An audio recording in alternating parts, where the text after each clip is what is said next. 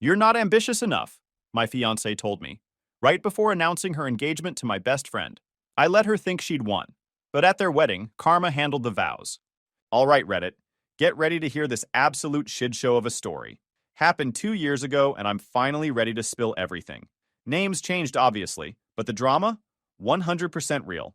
This involves my ex-fiancée who thought she was God's gift to humanity, my former best friend who couldn't keep it in his pants, and a wedding that went down in flames. I'm Noah, 29 male, and I run an electrical contracting business here in Colorado Springs. I started as an 18-year-old making $12 an hour, worked my rear end off for a decade, and bought out my boss when he wanted to retire.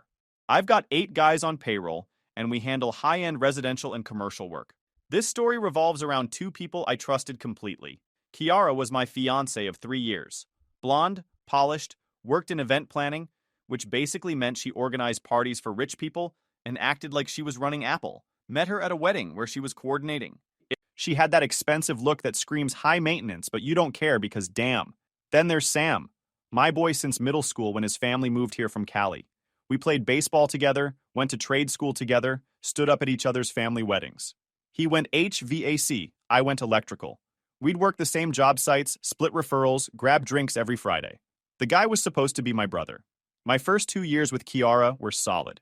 She'd brag to her friends about being engaged to a successful contractor and show off photos of the crazy expensive systems I'd install. We talked about the wedding, buying a house together, the whole package. I was proud of what I'd built, and she seemed proud to be marrying me. She had expensive taste, but claimed she earned every penny. Her business was growing. Corporate events, high-end weddings, anniversary parties for oil money and tech bros. I respected the hustle, even when it meant working weekends and getting emergency calls during our date nights. Sam was crushing it too. Started his HVAC company around the same time I bought mine. We'd hit the brewery every Friday, compare war stories, plan fishing trips. Kiara would join us sometimes, and she always seemed really interested in Sam's business approach. "Sam's always pushing boundaries," she'd say after he left. "It's impressive how he thinks about growth opportunities." I figured she was just interested since she was building a business too. It made sense she'd want to understand different approaches. What I didn't realize was that she was already comparing us, and I was losing points for reasons I couldn't see yet. The comments started subtle. "You could probably charge more if you invested in better marketing." Or, "Sam mentioned this contractor networking group.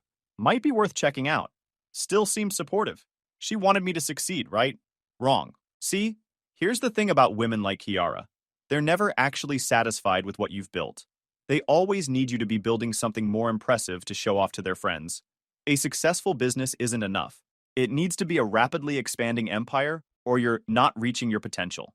The first real warning came at a dinner party with her work crowd. 8 couples, all corporate types. Lawyers, marketing executives, some couple who owned a trendy restaurant. I was the only one who worked with his hands, which apparently made me the evening's entertainment. When people asked what I did, Kiara introduced me as Noah, he's an electrician, not he owns an electrical contracting business, or he's a master electrician with his own company. During dinner, someone brought up an article about skilled trades making serious money these days. Finally, something I could actually contribute to. "Noah could speak to that," Kiara said. "He does really well for someone in the trades." Like I was punching above my weight just by sitting at their table. I let it slide that night, but it stuck with me. That's when I started paying attention to her patterns. And what I found was way worse than I thought. She'd steer conversations away from my business wins and towards Sam's expansion plans. She'd mention my work to friends only in the context of how different it was from their careers. She treated my expertise like a party trick instead of professional knowledge. But the real kicker? She'd complain about her event planning stress to me, then tell her friends how much more complex and demanding her job was compared to technical work. I should have called off the engagement right then, but I was thinking with the wrong head and making classic mistakes. That's why you should never ignore red flags, boys. They're always waving for a reason. The breaking point was Memorial Day weekend. She planned a barbecue at my place, about 20 people from her work plus my crew. I spent the afternoon grilling, making sure everyone had drinks, playing perfect host while she networked and took credit for organizing everything. Around sunset, I was cleaning up the kitchen when I heard her talking to her friends on the patio. "Noah is great, but he's very settled," she was saying. "Like, he's found his groove and he's comfortable staying there. Sam's always pushing boundaries, looking for the next big opportunity. Is that a problem?" someone asked. Not a problem exactly, just different mindsets about life. Some people are satisfied with steady income, and some people want to build something bigger. I stood there holding plates, listening to my fiancée explain to her friends why I was fine for now, but not husband material. The tone wasn't mean, it was worse. It was dismissive. I love him, she continued, but sometimes I wonder what it would be like to be with someone who really challenges himself, someone with a bigger vision for the future. That night, after everyone left, I called her out. I heard what you said about me being settled with your friends. She looked genuinely surprised, like she couldn't believe I'd been listening to her public performance review of our engagement. Come on, I wasn't being negative. You are settled. With yourself, your business, your life. That's not necessarily bad. The way you said it made it sound like settling. I'm not settling, Noah. I love you. I just think you could push yourself more if you wanted to. Push myself toward what? She didn't have an answer. What she really wanted, apparently, was already coming by every Friday and feeding her fantasies about strategic business growth. Summer hit and Kiara's business exploded. Bigger contracts, longer hours, more stress. She'd come home exhausted, complaining about demanding clients and impossible deadlines. The Hale account wants to change their entire corporate retreat theme 3 weeks out, she'd vent. Do they think I can just snap my fingers and redesign everything? I'd listen, offer support, and try to help her decompress. But these conversations always shifted into subtle comparisons with my work. At least electrical work is straightforward, she'd say. Wire goes here, switch goes there. My job requires constant creativity and client management. Right, because I definitely never dealt with entitled homeowners wanting to change electrical plans halfway through installation, or general contractors blaming me for their scheduling mess-ups. Sam started coming around more during this period. He'd stop by when I was still on job sites, supposedly to hang with both of us, but increasingly just to talk business with Kiara. She'd give me detailed reports over dinner. Sam's expanding into commercial refrigeration, she'd announce. He's already talked to 3 potential partners about joint ventures. Good for him. He's looking at market opportunities, building relationships with other contractors. It's impressive how he approaches growth. That excitement in her voice when she talked about Sam's plans. Completely different energy from when she discussed mine. His strategies were impressive and sophisticated. Mine were apparently just staying busy and paying bills. Around this time, Kiara launched her improvement campaign. Maybe I should hire a marketing consultant. Maybe I should look into commercial work instead of residential. Maybe I should join professional organizations, network more aggressively. Sam's making connections that are really paying off, she'd say. You could learn from his approach to building relationships. Never mind that my residential focus was intentional. I liked working with homeowners, took pride in custom solutions, and made excellent money without the headaches of commercial bidding wars. But Kiara saw contentment as weakness. I'm not saying change everything, she'd clarify when I pushed back. Just think bigger. You're capable of so much more. This became her favorite phrase. The final straw came on a Friday night in late June. We were supposed to have dinner together, but she called around 5 p.m. saying she had a client emergency. Some venue's sound system was malfunctioning, and she needed to coordinate repairs for a weekend event. Sorry, babe, this could take hours. Rain check on dinner? No problem. These things happen. I grabbed takeout and drinks, planning a quiet night catching up on invoicing. Around 8 p.m., I got a text from my buddy James. Dude, I saw Kiara and Sam at Romano's earlier. Figured you were working late or something. Romano's. The upscale Italian place downtown where Kiara loved going for business dinners. 20 minutes from the venue, where she was supposedly handling an audio crisis. I sat there staring at that text for a solid 5 minutes. Either James was mistaken about who he saw, or my fiancée was lying about her emergency. Given her recent pattern of praising Sam's business acumen and finding excuses to discuss his strategies, I was starting to suspect it wasn't mistaken identity. When she got home around 11 p.m., she was full of stories about the audio disaster. The sound technician finally got it working, but it took forever to diagnose the problem, she said while getting ready for bed. What was actually wrong with it? Some kind of connection issue. Very technical stuff beyond what I'd understand. I didn't confront her that night, but I started paying closer attention to inconsistencies in her stories and Sam's casual mentions of running into her around town. 2 weeks later, same pattern. She had a vendor meeting Thursday afternoon that ran late. Sam mentioned grabbing lunch downtown that same Thursday and bumping into Kiara at some restaurant. Small world, he said. We ended up sharing a table since the place was packed. Maybe it was a coincidence. Colorado Springs isn't huge, and there are only so many places where business people eat lunch. But twice in a month felt like a pattern, especially when Kiara never mentioned these random encounters. I started documenting these coincidences without making it obvious, just normal awareness of details that didn't add up. The smoking gun came July 4th weekend. She said she had to work Saturday. Emergency with a wedding venue's lighting system. The bride's family was threatening to sue if everything wasn't perfect by Sunday's ceremony. I offered to help. Lighting systems are literally my specialty. Thanks, but the venue has their own people, she said. You should enjoy your day off. Fair enough. I spent Saturday detailing my truck and updating project schedules. Around 3 p.m., I needed a specific breaker for Monday's job. The supply house was closed for the holiday, but I remembered seeing what I needed at Sam's shop earlier in the week. His business is in an industrial park south of town, not exactly on the way to anywhere, especially not wedding venues. I pulled into the lot and immediately spotted Kiara's white Audi parked behind the building, back where employees park, hidden from street view. I sat in my truck processing what I was seeing. My fiancée was supposed to be handling a lighting crisis across town. Instead, her car was tucked behind my best friend's business, like she didn't want anyone seeing it there. The lighting emergency was apparently happening in Sam's office. What a freaking coincidence. I could have stormed inside and forced everything into the open right there. Instead, I took photos with timestamps and location data, then drove home to think. That evening, Kiara came back with elaborate stories about the lighting disaster. The electrician you called figured it out? I asked. Yeah, took most of the afternoon, but we got everything working perfectly. What was the actual issue? Some kind of wiring problem. Really technical stuff. Here's the thing about betrayal. Once you know it's happening, you see it everywhere. Conversations that seemed normal suddenly feel loaded with double meanings. Schedule conflicts that seemed reasonable now look planned. You realize you've been missing obvious signs. I spent the next month documenting everything without changing my behavior. I needed to understand the full scope of what was happening. The answer was worse than I'd imagined. They'd been carrying on for at least 3 months.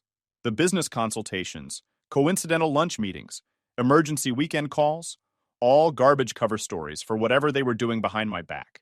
The betrayal hurt, obviously. But what really ticked me off was the disrespect. They thought I was too stupid or trusting to figure it out. I could have confronted them immediately. Instead, I decided to let them think they were getting away with it while I prepared my own plan. Sometimes the best approach is letting your enemies think they're winning, until you're ready to flip the board completely. August brought my busiest season ever. Word was spreading about the smart home systems I'd been installing, and referrals were pouring in from clients who appreciated quality work.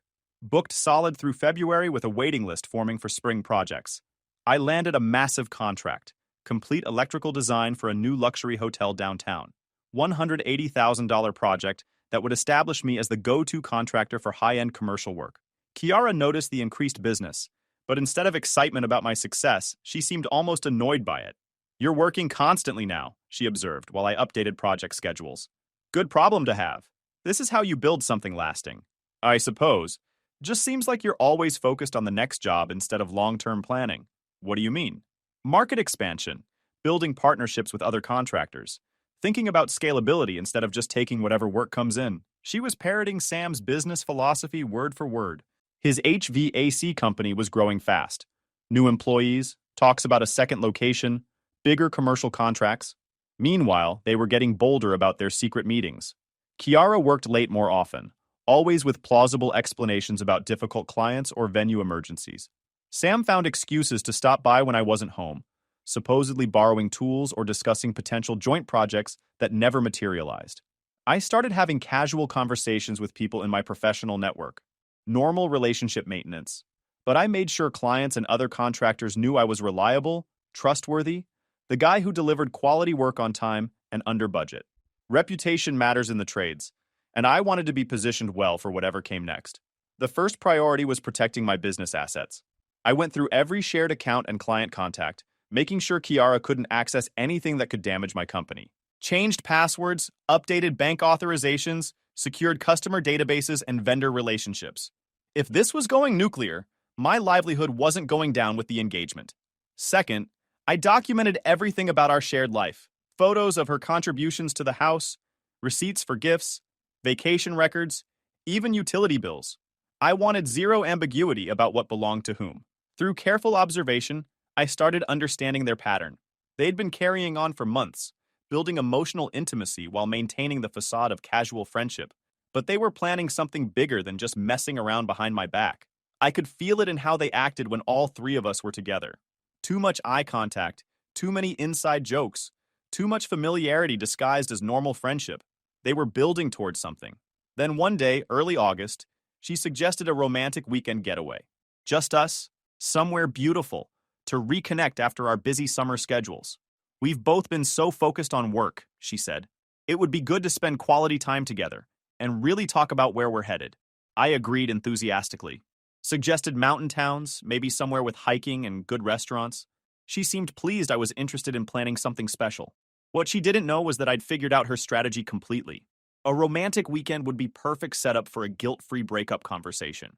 She'd create this intimate setting, then explain how she'd been thinking about our engagement and felt like we'd grown apart. She'd be gentle about it, emphasize that nobody was at fault, we just wanted different things. She'd always care about me but felt we needed to be honest about our compatibility. Make it seem like a mutual decision by two mature adults who recognize their differences. Then, after an appropriate mourning period, she'd start dating Sam publicly. Their relationship would seem natural. Two people finding comfort in each other after difficult breakups. They'd probably tell people how their friendship had slowly developed into something deeper during this challenging time. Clean, minimal social drama. Very Kiara. I played along, enthusiastically discussing weekend options while privately planning my own approach. If she wanted to control the narrative, I'd let her think she was succeeding right until the moment I revealed how much I actually knew. But first, I needed more information about what they were really planning. One evening in mid-August, Sam stopped by to return some wire strippers he'd borrowed.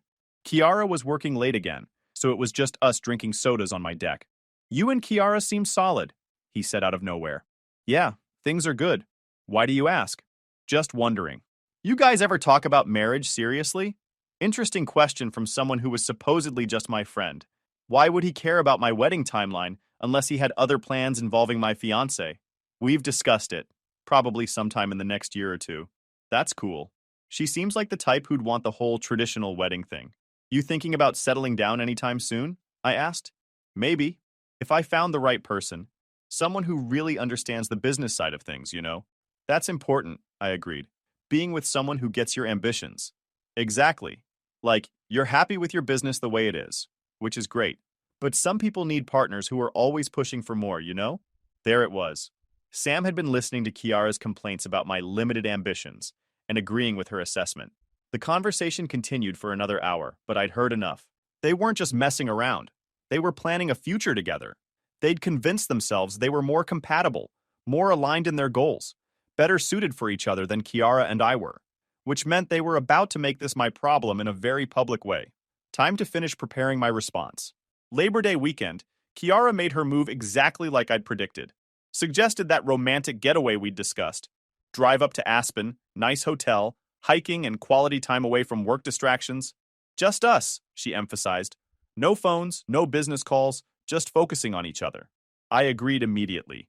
Said I'd been looking forward to uninterrupted time together after our crazy summer schedules. Friday night before we left, Sam stopped by for what he said was a quick drink to wish us a good trip, but the visit felt different, like he was there for a specific purpose. The three of us sat on my deck, making small talk about work and weekend plans. But I could feel the tension underneath. They both seemed nervous. "You guys have something really solid," Sam said at one point, which felt like the most awkward possible thing to say under the circumstances. "We do," Kiara agreed, taking my hand. "This weekend will be perfect for reconnecting." After Sam left, Kiara was unusually affectionate, cuddled up next to me on the couch, talked about how much she was looking forward to our trip, mentioned specific restaurants she'd researched and trails she wanted to hike. It felt like performance art.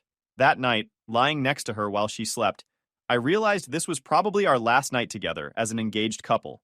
Tomorrow she'd end our engagement, and by next week she'd be with Sam. 3 years would be over, my best friend would be gone, and I'd be starting fresh. I should have felt sadder about it, but mostly I felt relieved.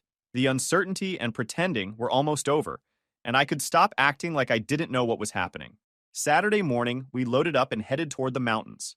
Kiara seemed excited, talking about the itinerary she'd planned and how nice it would be to focus on just us for the weekend. We checked into this expensive resort around noon, grabbed lunch downtown, spent the afternoon walking around looking at galleries and tourist shops. Dinner was when she made her play. Expensive restaurant, romantic lighting, the whole thing. Noah, I've been thinking about us lately, she said over dessert.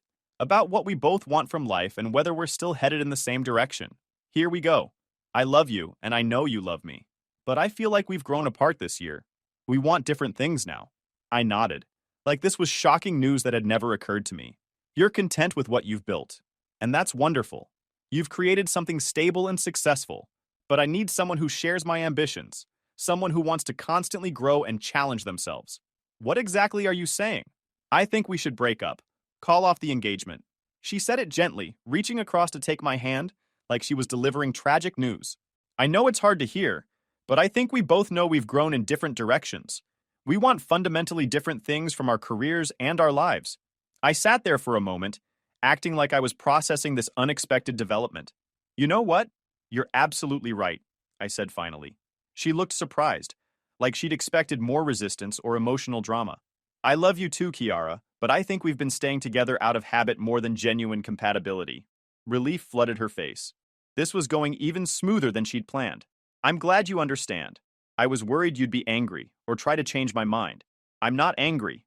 I appreciate you being honest about how you feel. We finished dessert, went back to the hotel, and had one last night together as an engaged couple. Sunday morning, we drove home in comfortable silence. She moved her stuff out that afternoon, taking only what was clearly hers. No drama, no arguments, no demands for shared property. I hope we can stay friends, she said, while loading the last box. I'm sure we'll see each other around, I replied. Small town and all. After she left, I cracked a drink and started making some phone calls. Had some information to share with people who deserved to know what kind of business partners they were dealing with. Time to let Sam's professional network know exactly what they were getting into. 3 months after our breakup, Kiara and Sam announced their engagement. What a beautiful love story. Their romance had blossomed so quickly after they'd both moved on from previous relationships. Pure coincidence that they'd found each other during their respective single periods. They scheduled the wedding for Valentine's Day at some expensive venue outside Denver. Big production, 250 guests, professional everything. Kiara's event planning background meant it would be flawlessly coordinated and Instagram perfect. I wasn't invited, obviously. But small-town contractor networks mean I wasn't disconnected from what was happening either. See, while they'd been focused on their secret romance, I'd been building relationships within the broader contractor community. The electrical trade is tight-knit, especially at the commercial level where reputation matters more than lowest bid. Word travels fast about who delivers quality work and who cuts corners.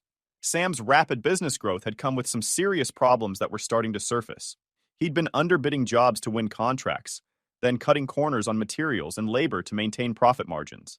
His work was getting sloppy, and complaints were circulating among general contractors. I didn't spread gossip or badmouth his business directly. Didn't need to. Poor work speaks for itself, and contractors talk to each other constantly about who to hire and who to avoid for future projects.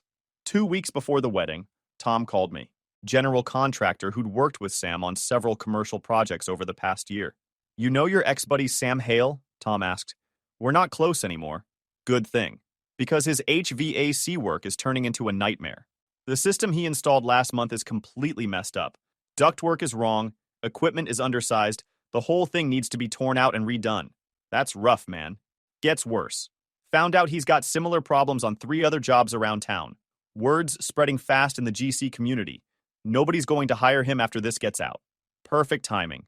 His business was about to implode right as he and Kiara started their expensive married life together. But that wasn't even the best part. Kiara had been so focused on planning her perfect wedding that she'd completely neglected her own business. Spent months coordinating her own event instead of serving existing clients. Several major contracts fell through because she was distracted and missing deadlines.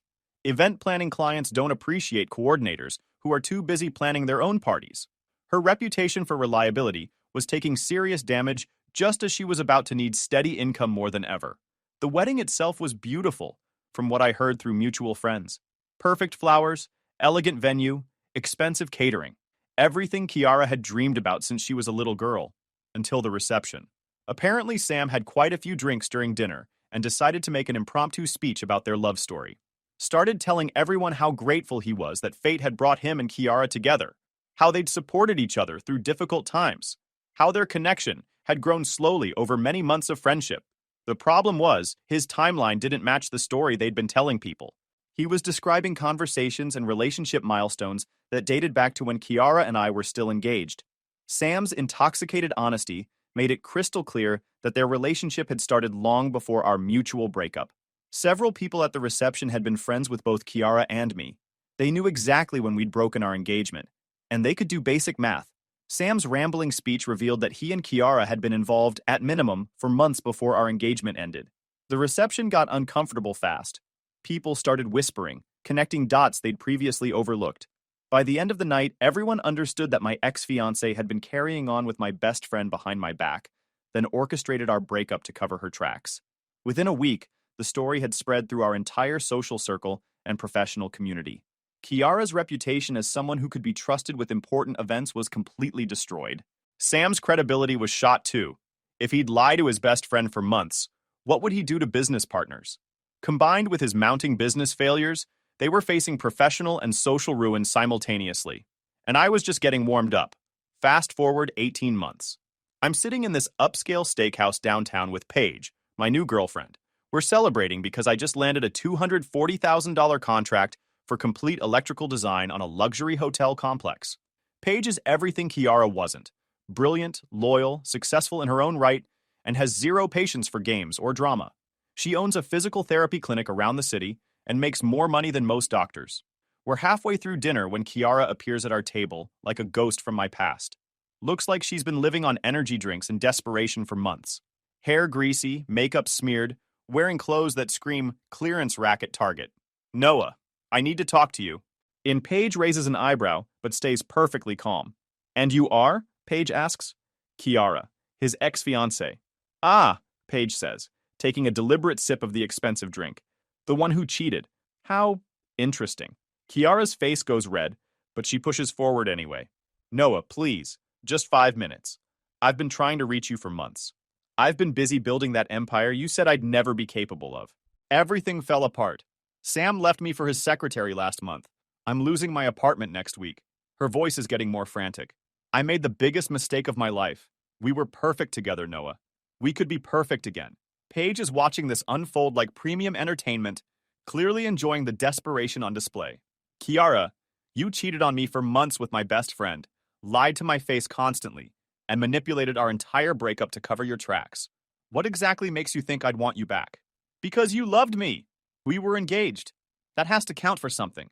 It counted. Past tense. History. That's when she really notices Paige for the first time. Takes in the designer dress, the expensive jewelry, the way we're obviously together and successful and happy. By the way, who is this witch? Paige's expression shifts from amused to deadly calm. The kind of calm that comes right before someone gets demolished. Excuse me? You heard me. How long have you been sleeping with my boyfriend? Your boyfriend? Paige laughs. Honey, your boyfriend is probably with his secretary right now while you're here begging. This is my boyfriend. Kiara completely loses whatever composure she walked in with. You think you're better than me? You're just some gym rat who swooped in when I wasn't around. Actually, Paige says, setting down her glass with precision, I'm a doctor of physical therapy who owns a successful clinic. I swooped in when you were too stupid to appreciate what you had. Noah, are you seriously going to let this witch talk to me like that? She's defending herself, I say. Something I should have done more often when we were engaged. You were never good enough for me anyway. Kiara's voice carries across the restaurant now. I settled for you. You're just some contractor who thinks he's successful because he wires rich people's houses. Paige leans forward slightly. And yet here you are, literally begging him to take you back. That seems embarrassing. Screw you! You don't know anything! A floor manager stepped over, hands polite but firm. Folks, let's keep it respectful. If this continues, I'll have to ask you to take it outside. Language, Paige says sweetly. We're in a nice restaurant. Kiara turns back to me, switching to full desperation mode. Noah, you know me. She doesn't love you like I did. She's just using you until something better comes along. That's exactly what you did to me, I point out. For Sam, who turned out to be even worse at running a business than he was at being a loyal friend. This is all your fault! Kiara screams loud enough that other diners are staring. You ruined everything! You sabotaged Sam's business! You turned people against us! Sam sabotaged himself by doing terrible work and screwing over his clients. I just happen to know the contractors who had to fix his mistakes. Paige is grinning now. Let me understand this. You cheated on him, left him for his best friend, your husband's business failed because he was incompetent, and somehow that's Noah's fault? You don't know anything about our relationship. I know you betrayed someone who loved you, then came crawling back when your life imploded. That tells me everything about your character. Kiara lunges forward like she's going to grab Paige, but Paige just shifts in her chair. Athletic reflexes versus desperate rage. Would have been a very short fight. You want to try something physical? Paige asks. Because I've seen your wedding photos on social media. You looked beautiful that day. Shame about your intoxicated husband announcing your affair timeline to 250 people. That's when Haley, one of Kiara's remaining friends, appears and grabs her arm. Kiara, stop this right now. You're making a scene. Haley, tell them I'm not crazy. Tell them what really happened. Haley looks mortified. I'm so sorry, she says to us. She's been drinking since the divorce. Kiara, we're leaving now. No, I'm not done. Yes, you absolutely are, Haley says, physically dragging Kiara toward the exit. Please enjoy your evening. As they leave, Kiara screams over her shoulder, This isn't over, Noah! You'll regret this. I seriously doubt that, I call back, raising my glass. The restaurant goes quiet for about 10 seconds before conversations resume. Paige clinks her glass against mine. Well, that was entertaining. She seems stable. She used to hide the crazy better when she had money and status. We finished dinner in peace, tipped our server extra for the show, and went home to the house we'd bought together 6 months earlier. Through mutual friends, I heard Kiara moved back with her parents in Denver and was working at some chain restaurant. Sam married his secretary, but that lasted exactly 8 months before she divorced him too. 2 years later, I'm running the most successful electrical contracting business in Colorado Springs. That hotel project I mentioned? It led to 3 more commercial contracts worth over $500,000 combined. I've got 15 employees now, and we're booked solid through next year. We run weekly safety briefings, and our inspection pass rate is 98% on first visit. City inspectors know our vans and don't linger. Paige and I got married last October in a small ceremony in the mountains. 30 people. Beautiful setting. Absolutely perfect day. No drama. No exes showing up uninvited. Just 2 people who actually know how to treat each other, starting their lives together. We bought a house in the foothills with views that'll make your eyes water. We're both killing it professionally and personally. Last week, I was installing a smart home system for this tech executive when my phone rang. Number I didn't recognize, but I answered anyway. Noah? It's Sam. I hadn't heard from him in almost 2 years. Last I'd heard through the grapevine, his HVAC business had completely collapsed, and he was working for someone else's company. What do you want, Sam? Look, I know I messed up. I know what we did was wrong, but I'm trying to rebuild my life here, and I could really use some work. Thought maybe you might have some projects that need HVAC. The nerve on this guy. After betraying our friendship and destroying his own reputation, he wanted me to throw him work. You're calling me for referrals? I'm desperate, man. The divorce cleaned me out, my business is gone. I'm living in a studio apartment and working for $18 an hour.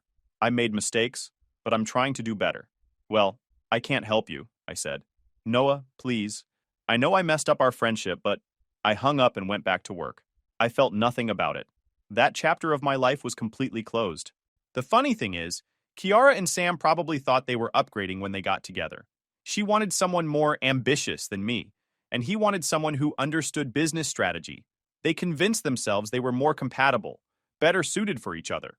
Turns out they were both just shallow people who confused activity with progress and networking with actual achievement.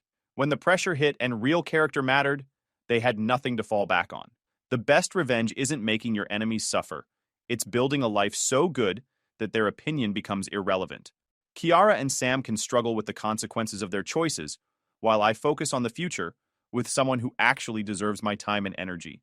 Speaking of the future, Paige and I are talking about starting our own family soon. She'd be an incredible mother, and I'm excited about raising kids who will understand integrity and hard work from the beginning. YouTube just dropped this new hype feature.